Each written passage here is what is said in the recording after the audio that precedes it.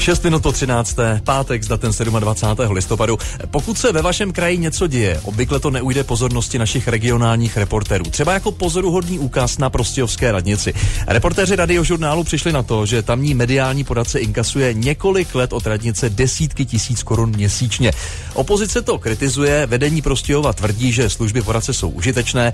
Potud by to bylo tvrzení proti tvrzení a mohli bychom to uzavřít. Jenže ono to má háček. Neexistuje jediný doklad o jeho odvedené práci. A máme k tomu i další detaily. Za chvilku. Polední Radiožurnál míří do západního okraje Hané. Prostějov, to je místo, kam se vydáme teď. Právě toto město si už několik let platí služby mediálního poradce, ostatně jako mnoho dalších měst.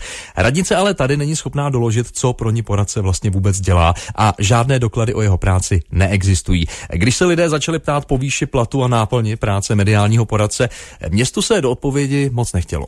To, co děláme dobře, tak se nikde neobjevuje. Smysl byl skutečně míněn v tom, že nám radil, doposud ještě radí, jakým způsobem vystupovat, jak se vyjadřovat, aby se ten obraz města změnil. Vysvětluje práci poradce Bohumila Pácla primátorka města Alena Rašková z ČSSD. O pracovní místo se začali zajímat někteří obyvatelé města a také opozice. Odpověď jim radnice nejprve odmítla dát. Pro zaměstnance jsou prý informace o výši platu velmi intimní a diskrétnost v této věci by měla být samozřejmostí. Samozřejmě to standardní není. Úřad má povinnost dle zákona informace poskytovat, pokud na ně má žadatel právo, což v tomto případě má, a jeho přístup může nějakým způsobem implikovat to, že je tam problém, že se jim úplně třeba do toho poskytování nechce. Hodnotí postup radnice Silvie Kloboučková z Transparency International. Pácl se k celé věci nevyjádřil. Naše otázky si sice nechal poslat e-mailem, odpověď od něj ale nepřišla. Do jednání radnice nakonec zasáhl kraj a doklady město poskytlo. S údivem jsme zjistili, že z jeho práce, která město stála více než 1 000 000 korun, neexistuje žádný materiální výstup. Popisuje opoziční zastupitel za ANO František Filouš. Podle primátorky totiž poradce všechnu práci odevzdával pouze ústně nebo telefonicky. My jsme prostě ty materiály okamžitě vyhazovali. To je podle odborníků špatně. Nikdo nemůže nic kontrolovat a přechází to do politické odpovědnosti.